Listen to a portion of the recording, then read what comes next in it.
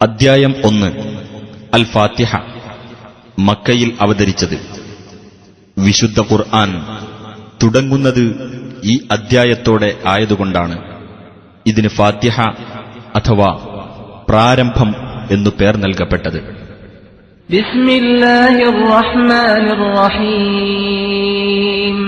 പരമകാരുണികനും കരുണാനിധിയുമായ അല്ലാഹുവിന്റെ നാമത്തിൽ. അൽഹംദുലില്ലാഹി റബ്ബിൽ ആലമീൻ. സ്തുതി സർവലോക പരിപാലകനായ അല്ലാഹുവിനാകുന്നു. അർ റഹ്മാനിർ റഹീം. പരമകാരുണികനും കരുണാനിധിയും. മാലികി യൗമിദ്ദീൻ.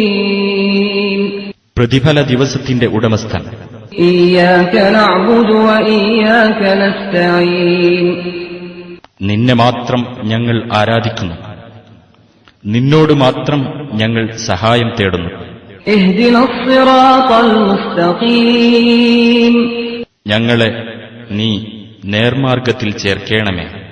സിറാത്തൽ ലദീന അൻഅംത അലൈഹിം ഗൈറിൽ മഗ്ദൂബി അലൈഹിം വലദ്ദാല്ലീൻ.